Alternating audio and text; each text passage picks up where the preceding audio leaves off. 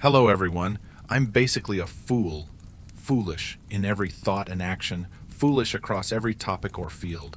On this YouTube platform, I see people sharing useful knowledge for others to study and research, or showing their talents and getting praised. So I've decided to share my own wrong and foolish thoughts so you can draw some useful lessons from them. Today, I'm going to tell you about 10 of my mistaken ideas about exercising, such as, because of laziness, I kept postponing my workout plan to the next day, the next week, or even the next month. Or I believed that eating very little and training very hard would make excess fat disappear very quickly. And the times I tried unscientific weight loss methods that brought me serious consequences. Quite interesting, right? Please note that I'm sharing my stories in a cheerful, friendly way, and I'm not a fitness expert. This video not only helps you take away some practical lessons, but can also help you fall asleep or relax more effectively. Please like and subscribe, and if you want to know what a fool like me would think in a specific situation, leave it in the comments. I'll analyze it for you.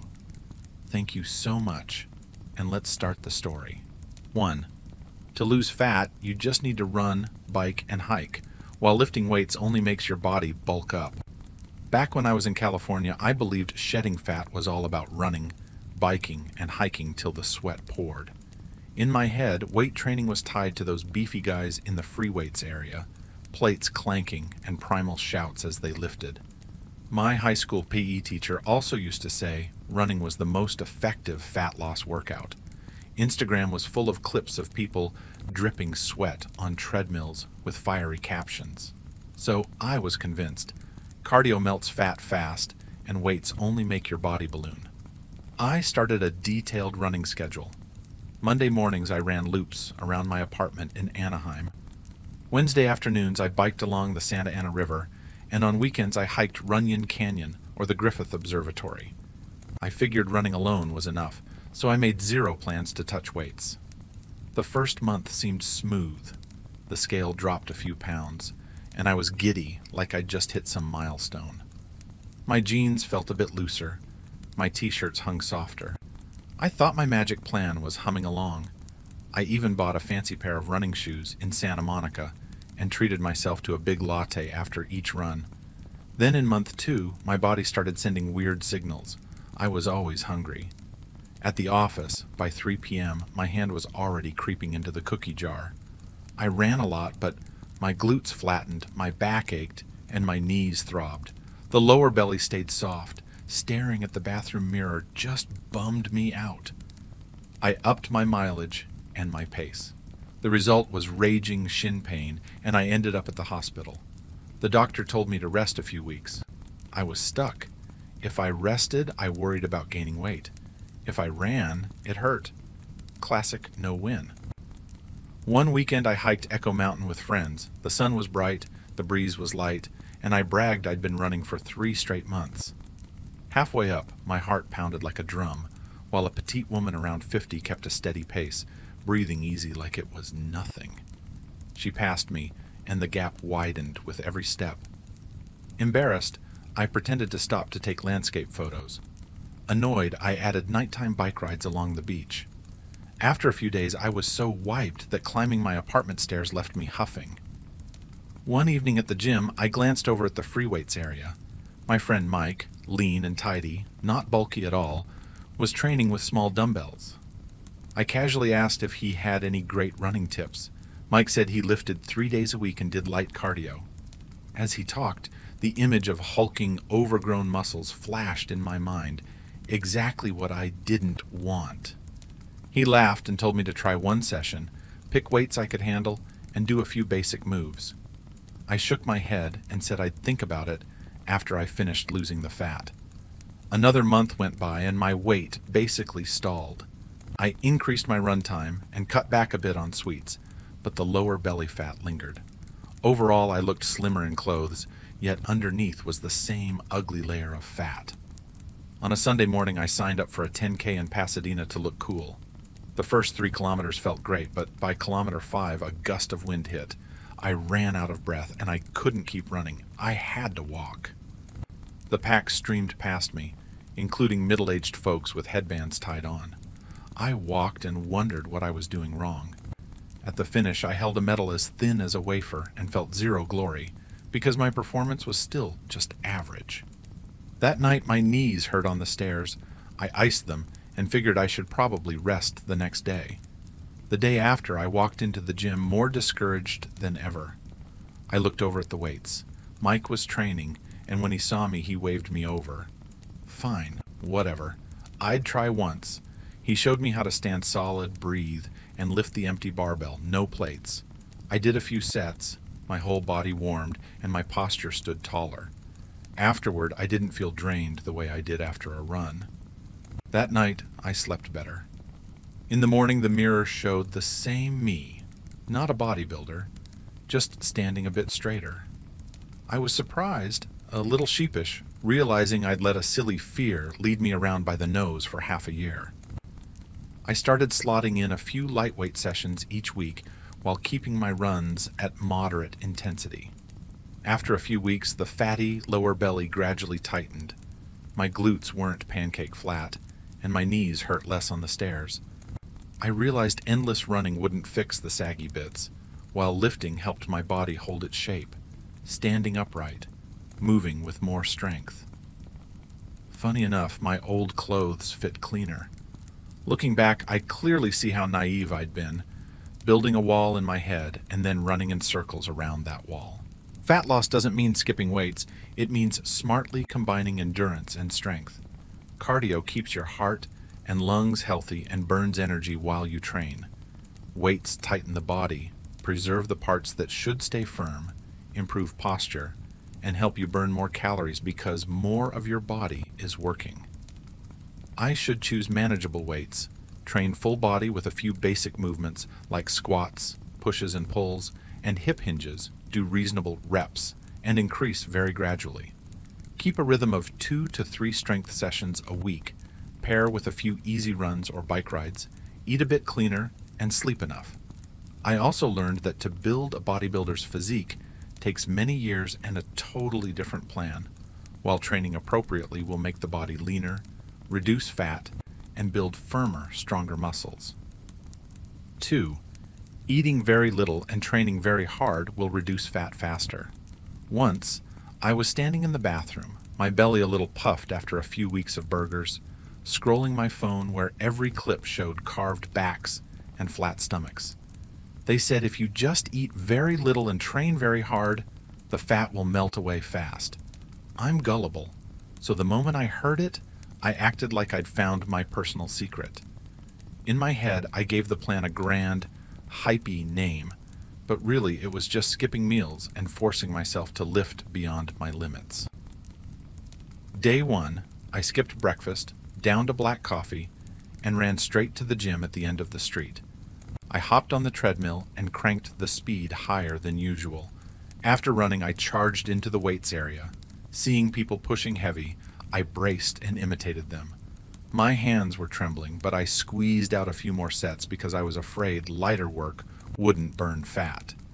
At lunch, I had exactly 1 salad from the place near my office, barely any dressing, so I wouldn't take in extra calories. By afternoon, my vision blurred, but I kept telling myself the fat was burning, so feeling a bit faint was normal.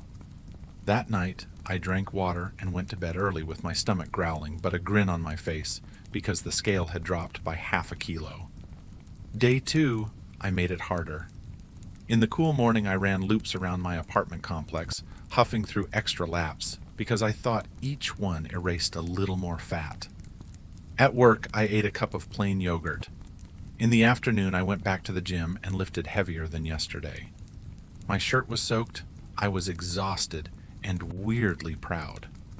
At home, I gnawed an apple, watched transformation videos about people changing in 7 days, and told myself my day 7 would be just as glorious. Day 3 is where trouble began. I got irrationally irritable. A coworker asked a simple question, and it felt like an interrogation. Lunch was a few leaves of greens and more coffee. Early afternoon, my stomach roared, my head spun, and I slipped into the nap room for 10 minutes. At the gym, I tried to squat weights my body couldn't handle. As I stood up, my knee stabbed with pain. I still forced a few more reps, thinking pain meant it was working. At home, I collapsed, pulled the blanket over my head, and tried to ride out the hunger. Day 4, I added a morning session to keep up with everyone. I ran fast, heart pounding, throat parched. I kept telling myself I had to push through to make it quick and clean. Lunch was a box of bone-dry chicken breast, water for dinner. That evening at the gym, I ran into a trainer. He watched me lift, my face ghost pale. He asked what I'd eaten. I gave him the short version. He suggested I lower the load and eat normally. I nodded to be polite, but held on to my old belief. Leaving the gym, I stopped by the supermarket for greens and an electrolyte drink. My eyes lit up, passing the hot foods counter, but I turned away fast so I wouldn't break my plan. Day 5, my body clearly pushed back. I biked to the park in the morning, legs heavy like lead, and after a few minutes of running, I was gasping. I still tried, then stopped, dizzy. Lunch was a few berries for color, and more coffee in the afternoon so I wouldn't get sleepy. That night, I tried heavy deadlifts. My lower back felt locked up afterward. I walked home afraid to twist too hard. At the fridge, a jar of peanut butter grinned at me. I froze for a few seconds, shut the door, chugged a big glass of water, and went to bed frustrated. Day 6, the scale didn't budge. I panicked. I'd starved and trained hard. Why wasn't the number moving? I poured fuel on the fire. A run in the morning, jump rope in the parking lot at lunch, extra sets at the gym in the evening. On the last set, my wrist stung, and I nearly dropped a weight. I slumped onto a bench, panting. An older woman walking by asked if I was okay. I nodded with a crooked smile. That night, I tossed and turned, slept in scraps, and dreamed I kept running without ever reaching the finish. Day 7. I woke with an empty stomach and a buzzing head. I decided to just take a gentle walk along the beach to cut the heaviness. After a while, the smell of waffles drifted over from a nearby cart. I glanced at my watch and thought, one bite won't hurt. I ended up eating the whole serving drenched in syrup, then stopped by a convenience store for snacks. A week's bottled-up hunger burst like a dam. Afterward, I felt guilty, went home, pulled up more six-pack videos, and felt like an idiot. I tried to salvage things with a brutal cardio session. 10 minutes in, my vision dimmed. I had to stop the treadmill and sit down. For the first time, I clearly saw my body wasn't listening anymore. Sunday, I stayed home, sprawled out, wrist aching, knee throbbing, back stiff. I boiled a bowl of noodles and sprinkled some scallions. I ate and exhaled. Finally, fullness. In the afternoon, I took a slow walk around the block and ran into the neighbor, who's always out jogging. He said he runs slow and steady, eats regular meals, and keeps it the same every week. No rushing. He didn't deliver any grand philosophy, just bragged that he sleeps well and wakes up feeling stronger. I smiled and suddenly felt calmer. That night, I took a small notebook and wrote down everything I'd done all week and how it felt. Staring at those weary lines, I went blank. I realized I wasn't being smart at all. I'd been trying to bend my body to my will while it kept flashing stop signs. The week after that, I tried changing course. I ate 3 meals with enough protein, eggs, vegetables, fruit, and carbs to actually have energy. I still trained but lowered the load, focused on technique, and rested properly between sets. I went to bed earlier, cut back on coffee, and drank water consistently. The first day I felt uneasy because I no longer finished wrecked, but the next morning I woke up lighter. By the weekend the scale hadn't plunged, but my long run didn't leave me gasping, and my wrist and knee felt much better. I started to grasp what I'd been stubbornly ignoring. The sound lesson I took to replace the old belief is that if you want to lose fat, your body needs enough energy to run well, training that fits and progresses, and time to adapt. Eating too little and training too hard only left me drained, injury prone, and craving everything. Then right back at square one. The right way is to eat enough and appropriately for my body, prioritize protein and vegetables, get just enough carbs for the session, sleep well, hydrate consistently, train with gradually increasing intensity, keep clean technique, and rest sensibly. Measure progress by how my body feels, by better endurance, by steadier lifts, by deeper sleep, not just by a number on the scale. When I treat my body kindly, it cooperates and changes the way I want. When I stop rushing, the fat comes off slowly but steadily, and I get to live more comfortably, without straining to play the hero at the gym. 3. Weight has to drop for it to count as fat loss. In my head, I once held a truth that sounded reasonable but was completely wrong. The number on the scale has to go down to prove the excess fat is going away. It started with those mornings in my apartment.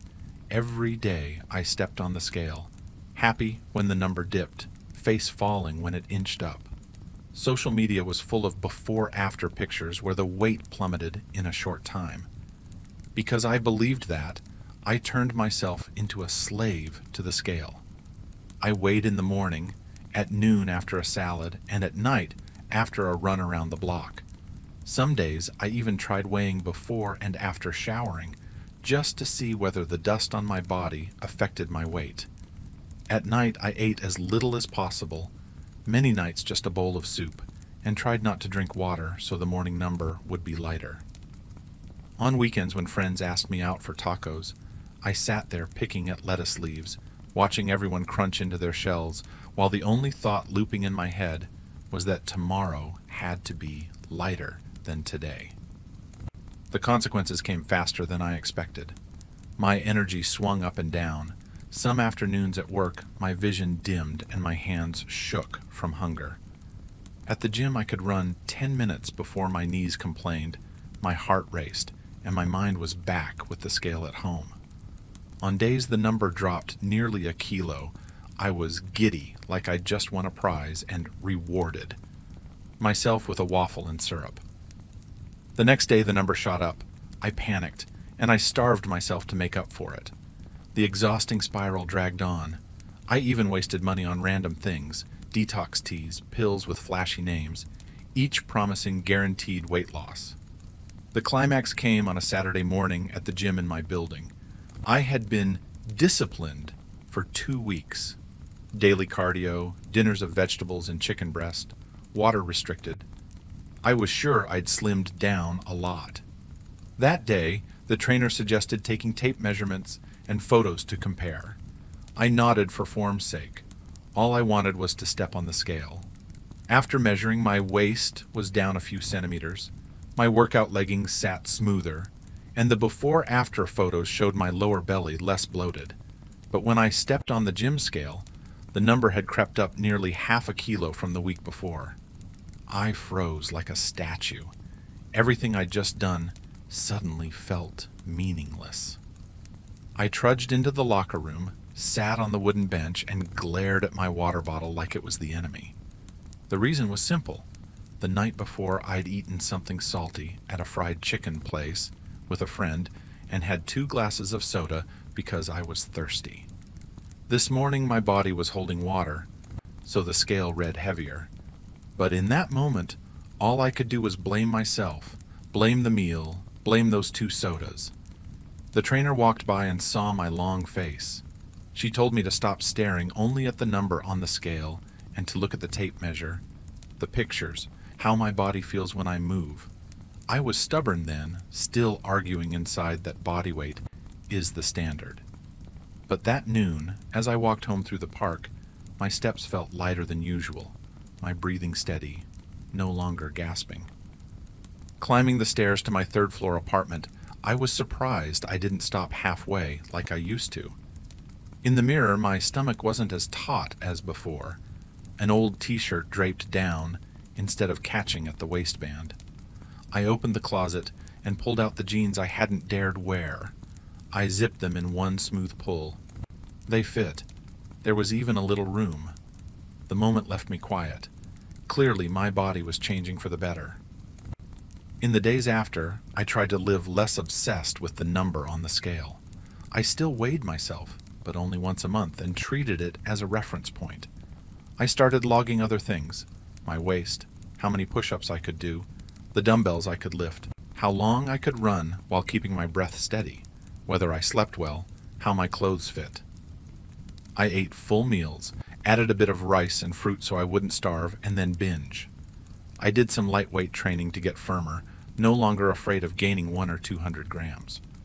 Oddly enough, when I stopped fixating on the scale, life felt easier and training felt fun. Some days the scale ticked up, but the mirror told me I was on the right track. Some days the scale dropped, but if I felt wrung out, I knew that wasn't something to celebrate. The high point of the change was a Sunday morning fun run in the park near my home. I set no time goal. I just wanted to finish the distance and still be smiling at the line. The weather was cool, the breeze light. My legs glided evenly, and my knees didn't ache anymore. As I crossed the finish, I wasn't thinking about the scale. I thought about the past month, the jeans that zipped up smoothly, the dinners I ate fully without guilt. That feeling was what I'd been chasing all along without knowing it. Body weight isn't the only ruler for measuring whether fat is disappearing. The body changes day by day because of 100 little things: salty food, extra water, too little sleep, a heavy or light workout. The number may bounce up and down, but fat goes down very slowly and usually shows up in more ordinary signs: a shrinking waist, clothes that feel comfortable, better endurance, sound sleep, a steadier mood. So instead of demanding the number drop right away to feel like I'm making progress, I treat it as one small data point among all the data I track. I measure my waist, take weekly photos, note how my body feels when I run or lift, and choose moderate eating for the long haul. When I shifted my goal from lowering the number on the scale to caring for my body like a friend, everything finally fell into place. The number may move slowly, but life feels much lighter. 4. Postponing the plan to exercise starting next week, next month, or even next year to make tracking easier when the real reason is laziness. I live in the US, a certified nitwit when it comes to working out. For the longest time, I believed I should start my training plan tomorrow, next week, next month, maybe even wait for the new year so it'd be easier to track and manage time. Neat in theory. In truth, I'm lazy. I love opening the calendar on my phone, admiring those perfectly aligned time blocks like someone hyper-disciplined, while in reality I'm stretched out on the sofa at home, hugging a bag of potato chips and mumbling, "I'll start Monday so it'll be structured." I've got a whole collection of reasons. If it's Tuesday, I tell myself to wait till next Monday to make a clean week. If it's near the end of the month, I say I'll start next month so the stats are tidy. If a new year is coming, I declare I'll wait for January to make a grand kickoff. I even download a pile of tracking apps, a step counter, a water reminder app. I build a spreadsheet with a flashy name like the 90-day rebirth plan. I sit there color-coding muscle groups, listening to podcasts on habit optimization, even adding a nearly 2-hour gym playlist. When I'm done, I reward myself with a matcha piled high with cream to compensate for the entire evening I spent meticulously crafting the plan. As for the workout, that's for tomorrow. I can rationalize beautifully too. I tell friends that everything needs a system. Starting midweek makes tracking messy. I cite some study I saw online, can't remember where, saying the brain prefers fresh time markers. I insist I need a grand beginning, like hitting the reset button. Every day is somehow not good enough to start. I didn't notice I was stretching that not good enough into forever. Believing all that, I did a ton of busy-looking things that didn't burn a single calorie. I spent Sunday nights tweaking the spreadsheet layout in Google Sheets so next week's data entry would look pretty. I went to Target for a notebook, highlighters, and a water bottle as big as a thermos so I'd look like a serious athlete. I watched videos on how to lace running shoes to prevent blisters, then lost another half hour choosing lace colors to match my shirt. I joined a fat loss group on Facebook and wrote a ceremonious intro post announcing I'd begin on the 1st of the month. People dropped hearts. I felt halfway there. That night, I set a 6:00 a.m. alarm, 3 of them, 5 minutes apart. The next morning, I silenced all 3, rolled over, whispered, "Let's start next week," and went back to sleep. Once, I even signed up for a Planet Fitness membership in the middle of the month. I told myself not to go yet, wait till the 1st so the numbers would look neat. The card sat in my wallet for 3 weeks, the plastic as pristine as day 1. When the new month arrived, I was tied up with a report and pushed it to Monday again. Another time I chose New Year's Day to launch. On New Year's Eve, I went to town on food, reassuring myself I'd snap into discipline tomorrow. Morning of the 1st, it was cold, wind humming through the window. I looked at the clock and decided I needed extra sleep so I'd have the energy to start grandly on the 2nd. The 2nd was a day off. The gym had different hours, so I concluded it wasn't convenient. Then I moved it to the 3rd. On the 3rd, I was busy cleaning the house.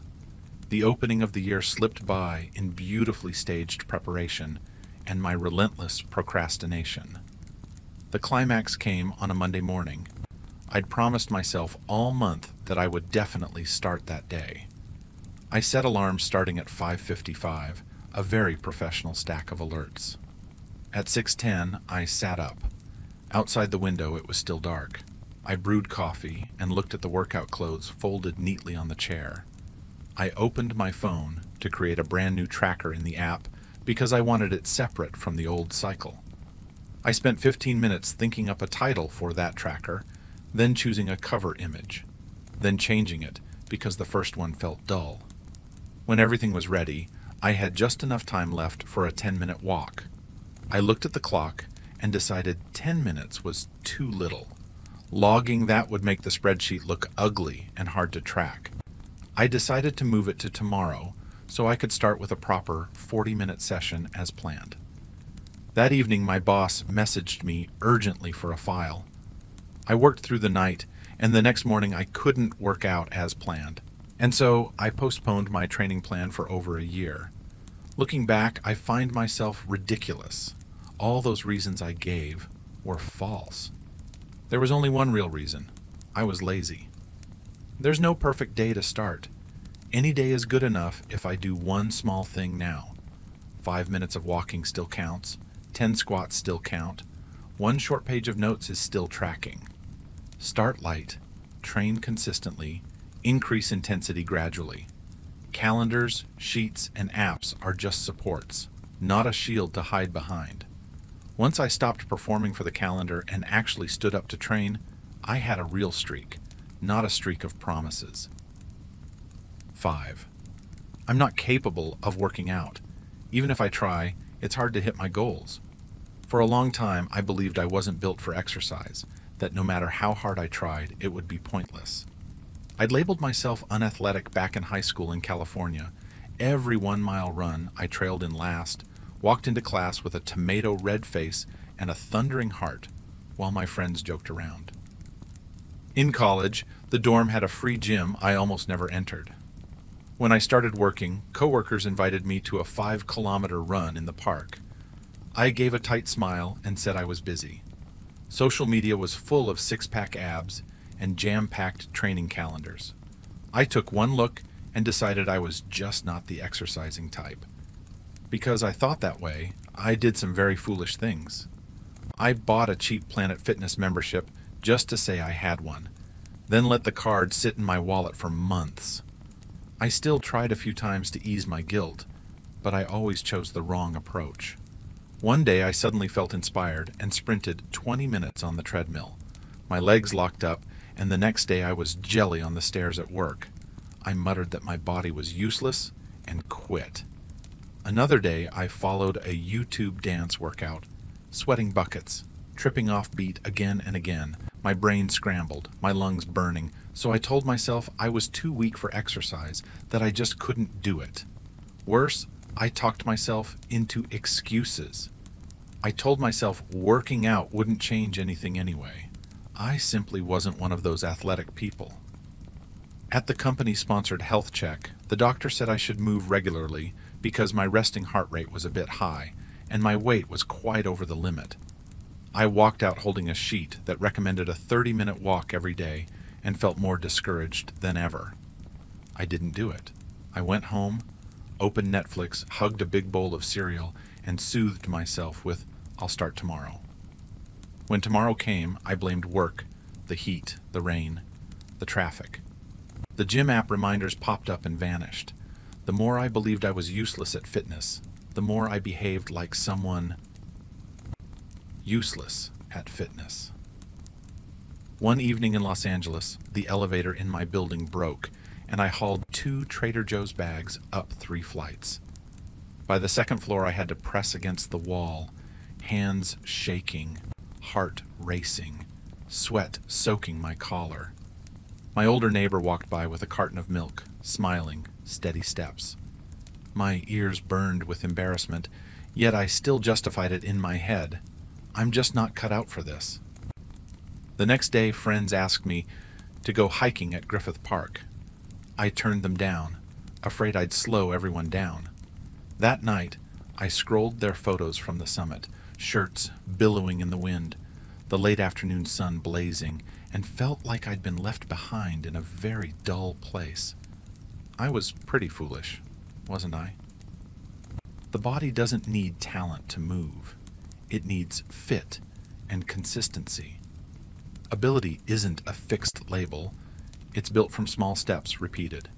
If today is only a 10-minute walk, that's fine, as long as I show up again tomorrow and slowly add time. Everyone has their own pace. Comparing myself to others only drains me, while comparing myself to yesterday shows progress. The right workout is the one I can actually do without overreaching, then gradually level up. Rest isn't quitting. Eating tidy isn't extremism. Logging sessions helps me see the chain of effort. It's okay to mess up, to be clumsy, to do a little.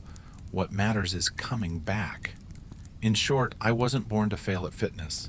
I just need to start where I am, do it regularly, and let the results arrive slowly but surely. 6. Afraid everyone will stare and mock me for being inept and unprofessional at the gym. Here's the thing. When I first bought a gym membership in Anaheim, I scared myself into believing that if I walked in not looking professional, the whole room would turn to stare, then snicker, then gossip. No one said any of that, but I'm very good at imagining. I watched way too much social media, where all I saw were bodies with rippling muscles filmed in perfect lighting. My friends would also send me gym fail clips to tease me when they heard I was about to start going. So a firm belief settled in my head. Mess up a single movement and I'd become a joke. I still remember in high school being made to stand in front of the class because I did push-ups wrong. That memory stuck. So before I ever went to the gym, I bought a full pro outfit, cap, water bottle, thinking that if I had all the gear, I'd look more professional. I opened a bunch of tutorial videos, took notes in a notebook like I was cramming for finals. I even practiced in front of the mirror at home, arms up, arms down, nodding to myself that the form looked okay. On my first day at the gym, the parking lot was ice cold empty because I'd chosen the off hours, close to midnight. I stepped past the front desk, the attendant scanned my barcode, gave me a perfectly ordinary smile, and I still thought she was checking whether my new shoes matched. I took a quick lap, pretending to warm up, really scouting for anyone who looked dangerous. Treadmills lined up in rows, baseball on the TVs, everyone with earbuds in, minding their own business. I climbed onto a machine, resolved to jog lightly for 5 minutes. Hands shaking, I pressed the wrong button. The speed shot up, and I stumbled out of balance. I fumbled to slow it down. A loose shoelace, a neat little trip. I glanced around. No one was looking. The guy on my left was glued to his phone. The woman on my right was walking while watching a show. I felt lighter, and then the fear popped back up. Great. They're probably pretending not to look. I moved to the weights area, determined to play the part of a pro. I picked the lat pull down because the videos said it was good for your back. I gave it a pull. The metal clanged loudly because I'd set the pin wrong. I hurried to fix it, face burning, the back of my shirt damp, not from effort, but embarrassment. I imagined someone behind me whispering. I glanced at the mirror. No one cared. One guy was tightening his wrist straps. Another woman was jotting down her reps. I still didn't believe it, telling myself they were just being polite. I wandered over to the free weights. Watching a few guys deadlift looked so satisfying, so powerful, that I grabbed a pair a bit beyond my level and braced so I wouldn't look inferior. One pull in and my lower back sounded the alarm. I set the weights down with a louder than intended thud. I bent to fiddle with my laces again, hiding from imaginary eyes. The result? A dull ache in my back for 3 days. Even sitting at work felt uncomfortable. Another time, I went during peak hours to watch how people moved, hoping to pick up the unspoken etiquette. I tried counting a muscular guy's sets and rest intervals to copy him, phone in hand like I was using some pro app. But because I was so busy watching others, I forgot to spray and wipe the machine after I used it, and got a gentle reminder from a staff member. The more embarrassed I felt, the more I tried to act calm. The clumsier I became. I told myself to look seasoned, which only made me stiff, short of breath, wasting energy for nothing. By the end, I walked back to the parking lot feeling like I'd just played an awkward supporting role. The turning point came on a Saturday afternoon. I decided to face the fear again. I pulled on a cap, tugged up a mask, wore a hoodie that covered everything. I told myself I'd just walk for 15 minutes, then stretch for 5, and that would be enough. When I stepped onto a machine, there was an older woman in the row ahead doing a light workout, holding a tiny water bottle, occasionally stopping to tie her laces. I waited to see if anyone would be annoyed. No one was. In the weights area, a student dropped a dumbbell by accident. A bang echoed through the corner.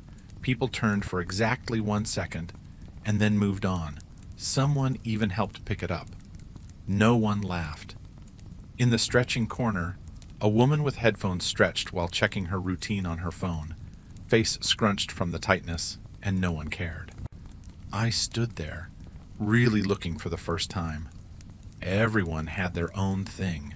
Some people took notes, some just sat and sipped water, some moved so slowly it looked like extended rest. Then a big guy walked over to the lat machine. I tensed. He asked if I was using it and pointed. I nodded that I was done. He said thanks and adjusted the seat to his setting. No attitude, no checking whether I looked professional. Before I left, he even showed me that the seat pin was stuck and needed a little twist to slide. Such a small action, but it made me freeze in place. At the gym, everyone's busy. Each person is there for their own reasons, not for me. People focus on their breathing, their reps, their personal goals. Beginners don't have to hide their awkwardness. Start with a few basics, light weights, jot down how each set feels. If you don't know something, ask a staff member or the person next to you. Most will give you kind, clear pointers. You don't need to dress like a specialist. You need solid shoes, snug laces, comfortable clothes, no need to posture, no need to perform, no need to fear the laughter of others. If you're wrong, correct it. If you're tired, rest. No one has the time to laugh at me forever. What I should trust is that discipline comes from small actions repeated, not from looking professional.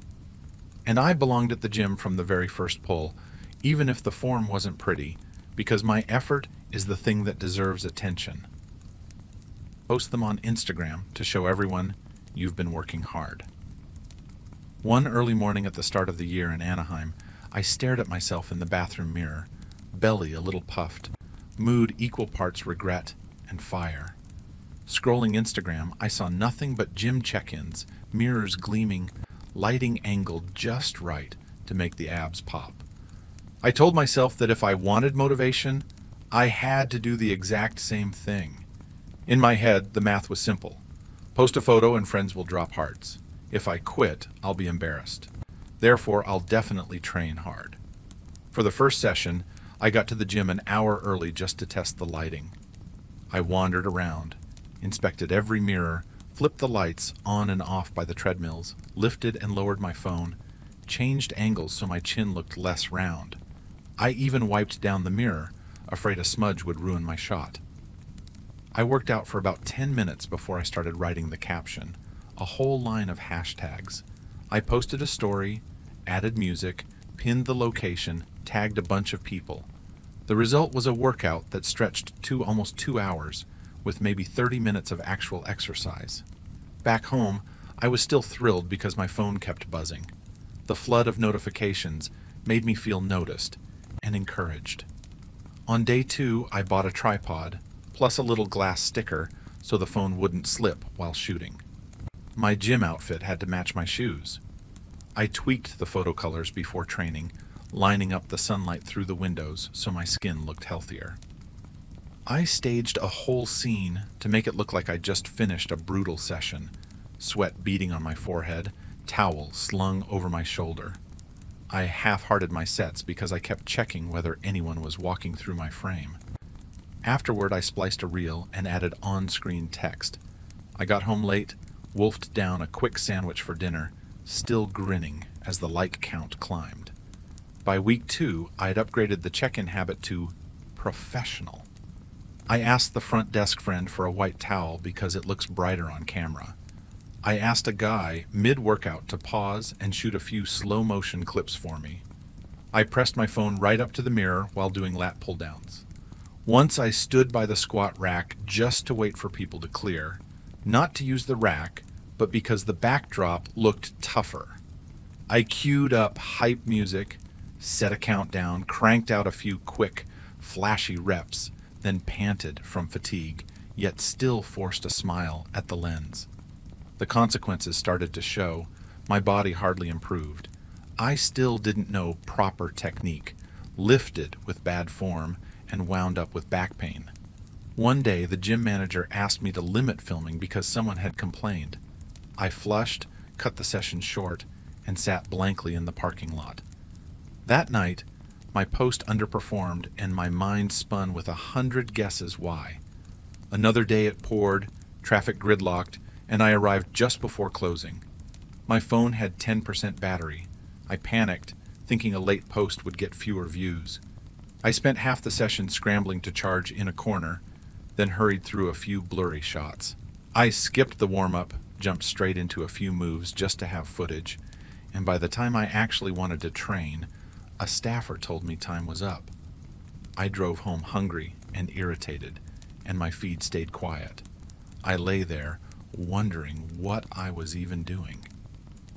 The breaking point came on a Tuesday afternoon. I set up the tripod in the dumbbell area to film my bench press. I lay down, hit record, and a middle-aged couple walked by, noticing the camera pointed outward. They frowned and edged away, and I lost focus. My hands stalled, one side dipped, and I nearly lost the weight. Heart pounding, I shot upright, face burning. The manager came over and checked on me gently, but I still felt mortified. I packed up, avoided everyone's eyes, and slipped out into the cold wind. In the parking lot, I opened Instagram and deleted the draft I'd just shot. For the first time, I clearly saw myself as a performer rather than someone who trains. I had let the urge to show off steer everything I did. Later, I figured out the right lesson to replace that original belief. Starting to work out doesn't require check-in photos or broadcasting to everyone. What you need is a simple, clear plan and the seriousness to show up, session by session. If you want records, use a notebook or an app to log reps, weights, and rest times. If you want photos, take one at home each month to track changes for yourself. Put your phone in the locker during your workout. When you share that your body feels stronger, you're breathing steadier, your sleep deeper, your clothes fit better, and you walk into the gym with genuine confidence, you'll be applauded all the same. That's the route I chose, and things finally started moving in the right direction. 8. I could feel my body getting fatter, but I kept telling myself it was just a little, nothing too bad yet. Back then I was living in California, commuting by car, eating canned lunches, and stopping by the supermarket at night to pick up a few little treats for fun. One morning I pulled on an old pair of jeans and realized the button was harder to snap than usual. I soothed myself that the denim had shrunk in the wash, or I'd just had breakfast, or there must be some other reason. In my head, I had 1,000 excuses that let me believe I'd only put on a tiny bit of weight. No big deal. The whole next week I lived like someone lazily disciplined. After work I hit the drive-thru for a large burger and reassured myself that skipping some cheese meant it didn't really count. I'd only gained a little. I bought a few looser t-shirts. In the mirror they still draped neatly, so I felt instantly at ease. Whenever my belly spilled lightly over the waistband, I'd take a deep breath, hold it, tug the shirt down, and pretend nothing had happened. I had a whole collection of reasons not to move. Too sunny? Then don't run. Raining? All the more reason not to. Weekends were busy with cleaning the apartment. Midweek was packed with meetings. I had a gym membership card, but I still didn't feel like going. Every night I promised myself I'd start jogging tomorrow, then opened Netflix and watched episode after episode, telling myself I was only a little heavier and still slimmer than plenty of people. Food was always waiting for me, everywhere. At the office there were donuts someone brought in every week. I'd pass the tray, say no out loud for 5 seconds, then shrug and think half a donut couldn't hurt. Half didn't satisfy, so I went back and broke off another half. In the evening, friends asked me out for wings to watch basketball. I said yes in a heartbeat, thinking I'd been stressed all week and deserved to relax. When the bill came, I comforted myself that I'd walk around the block tomorrow and make up for it all. The consequences started to show, but I pretended not to see them.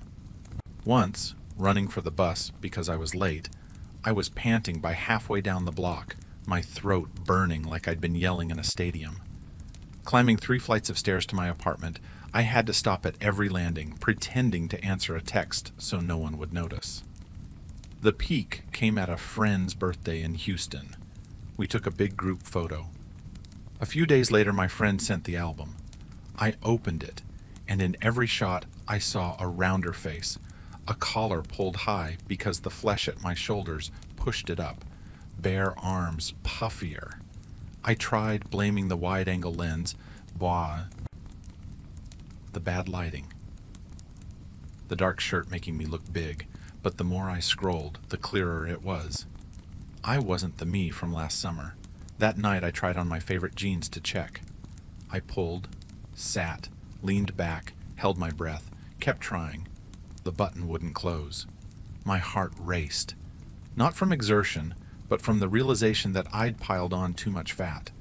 The whole process of self-deception replayed like a film in reverse, telling myself I was still slimmer than many people, choosing roomy shirts, breaking donuts in halves, eating wings. Another week later, the company had a Friday evening softball game. I decided to join for fun. When it was time to run, I burst off the base like a firework, and then slowed, legs heavy as if filled with lead, breath in chaos. My teammates kept cheering, but in my ears my heartbeat drowned out the shouts. I stopped, laughed it off, and waved for a sub. That night my legs ached, but the real pain was the shame of having made excuses for so long. Only then did my head clear. The truth was simple. I hadn't just gained a little. I'd been lazy, and I'd used every small trick to cover for that laziness. If I kept telling myself things were fine, they would get worse. I didn't need a scientific diagnosis or a complicated plan. I needed to stop making excuses and start doing the small things I already knew I should do. When you feel your body getting heavier, look it straight in the eye, call it by its name, and act immediately with simple steps you can keep every day. I started by cooking myself a healthy breakfast instead of buying sweets, taking a 15-minute walk around the block after dinner, and doing a few light dumbbell moves 3 times a week so my body felt stronger and movement felt easier. I left a scale in the corner and stepped on it once a week to check my weight. I wore clothes that actually fit so I could feel real changes. I didn't wait until next Monday, and I stopped blaming the weather or work.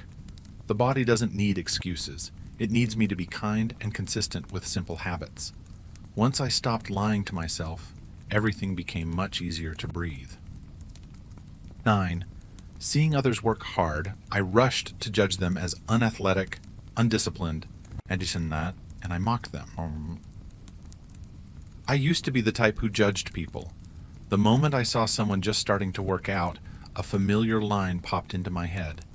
They're only pretending to be diligent for show. Give it a few days and they'll quit. That belief didn't appear out of nowhere. My social feeds were full of New Year gym check-ins, sparkling mirror selfies, then silence after 2 weeks. At work, every January there was a charity-run sign-up, jersey photos, badges pinned, then gradually the enthusiasm vanished from the chat channel. One early spring day, my neighbor Josh started running around our apartment complex. Every morning he showed up in brand new shoes with a gleaming watch. I looked and declared, "He'll last a few days, tops." I even played it cool with my friends at the cafe downstairs, boasting I was certain he wouldn't make it past 2 weeks. Then I did something truly foolish. I bought a box of donuts and stood in the lobby, swaying and offering them every time he got back from a run. I thought it was funny, clever, a way to expose the performance.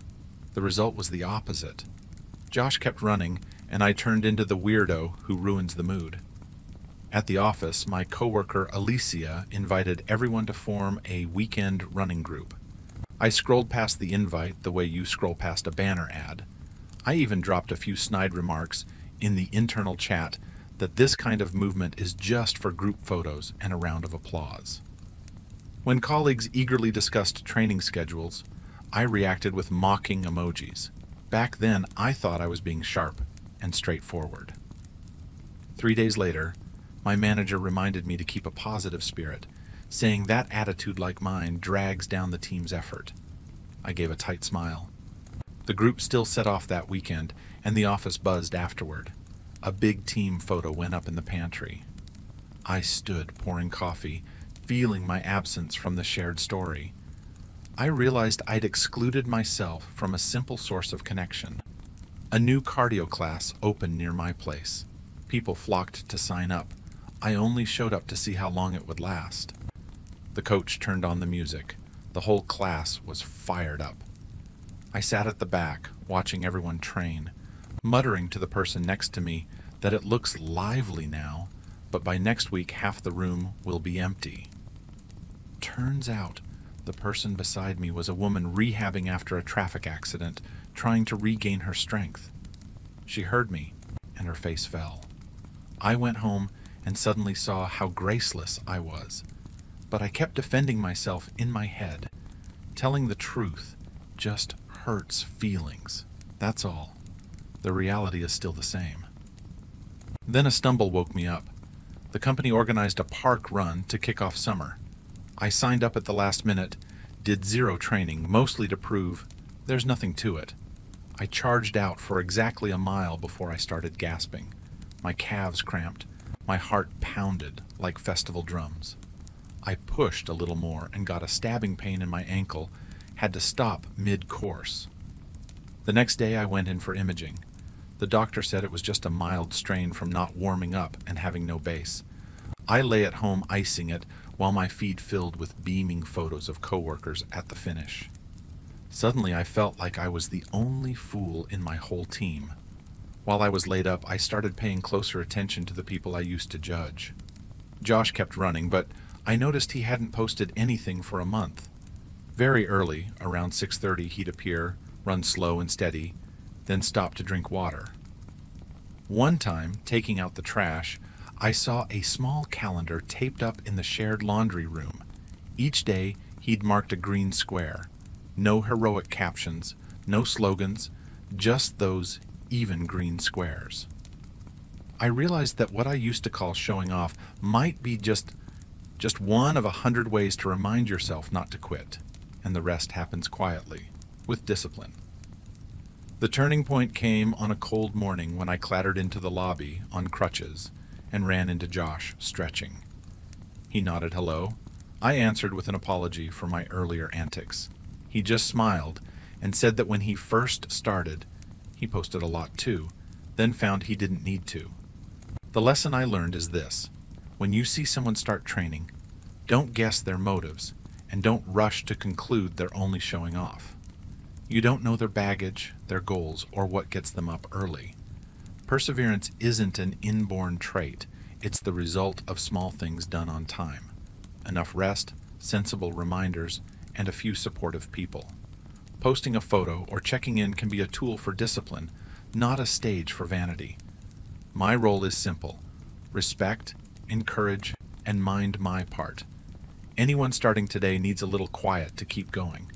As for me, whenever I'm about to toss out a judgment, I remind myself, give a clap, then get back to my own 5-minute walk. 10. Blindly believing in pseudoscientific fat loss methods. Let me tell you about the dumbest weight loss stunt of my life. It started when I looked in the mirror and saw a perfectly round belly right before a beach trip. I panicked and grabbed my phone. The screen was a jungle of videos and posts promising lightning-fast drop in kilos. People spoke with absolute certainty, showed before-after photos, blasted dramatic music, and the comments were all praise. My best friend even sent links to fat-burning coffee and a waist-cinching belt. I bought in immediately because it sounded quick, tidy, and required no thinking. I told myself a few days of effort would do it. Day 1, I kicked off with lemon water mixed with salt and honey. Morning, noon, and night. My stomach growled all day, and I felt floaty at work. That evening I stepped on the scale and saw I'd dropped nearly a kilo. I felt like I'd struck gold and happily wrote it down. I was sure my body was burning fat, so I decided to level up. Day 2, I fasted until evening, sipping only fat-burning coffee and water. In the afternoon, I wrapped plastic around my belly, pulled on a raincoat, and went for a run to sweat more. Sweat poured, my heart pounded, my face flushed. I took those as signs of success. When I got home, I collapsed into a chair, hands trembling, but I was still pleased because the scale nudged down a bit more. Day 3, I cut carbs completely. Eggs for breakfast, chicken breast for lunch, detox tea in the afternoon. I bought another waist trainer and a tube of hot cream. At night, I lay in bed with a vibrating AB belt strapped on.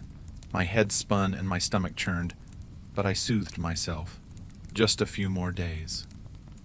Day 4, there was an important company meeting. I had been drinking detox tea since morning. Midway through, my stomach twisted hard. I sprinted to the restroom and missed the boss's presentation. When I came back, my hands were still shaking. Sweat beaded on my forehead, and I was pale. Coworkers checked on me. I forced a smile and blamed the weather. That afternoon, I ran again, then climbed the stairs at home to hit my step count. That night, I tossed and turned past 2 a.m., heart racing, mouth dry, breathing uncomfortably.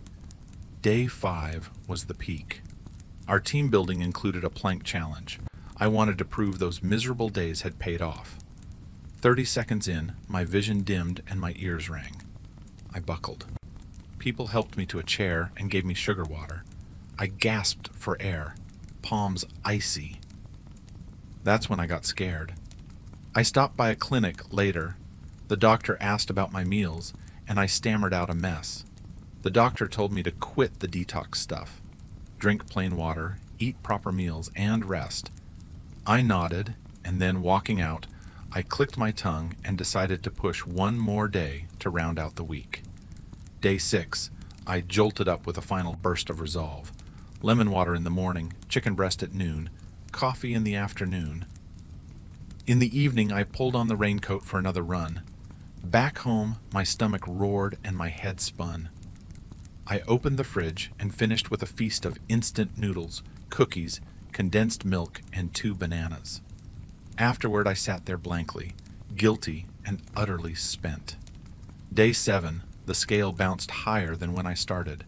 My jeans were still tight, my skin was dry, lips cracked, hair shedding, breath sour, and I was irritable all the time.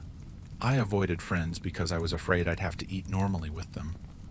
Work stalled. I couldn't focus on anything. My brain was fixated on fast, while my body was falling apart. I stared at the pile of belts, raincoat, tea tins, hot cream, fat-burning coffee, and my little logbook, and felt sick. I wasn't lazy. I was trying the wrong way, and it left me exhausted, poorer, less confident, and with nothing to show for it. I replaced that old belief with something that's actually right. Fat loss has no shortcuts. Don't chase weird hacks, and don't torture your body with extreme fasting or sweating in a raincoat. The right way is 3 steady habits. Eat enough with a moderate amount of protein, lots of vegetables, and adequate carbs. Move every day. Prioritize walking and lightweight training 3 times a week. Sleep properly, and drink plain water. Track progress by your waistline, how your clothes fit, and how strong you feel. Give yourself at least 8 to 12 weeks. Keep your routine steady, and allow yourself 1 or 2 favorite meals a week without going overboard. Everything else, waist trainers, hot creams, miracle teas, just drains your money and energy. Stay calm, do it right, and the results will come. So that's the end of my silly mistakes with exercise. Please take them as a lesson so that at some moment later in life, if you find yourself like me, you'll correct course right away. Just a reminder, I'm not a fitness expert. I'm simply sharing my own stories in a light, friendly spirit. Please like and subscribe, and if you want to know what a fool like me would think in a specific situation, leave it in the comments. I'll break it down for you. Thank you so much.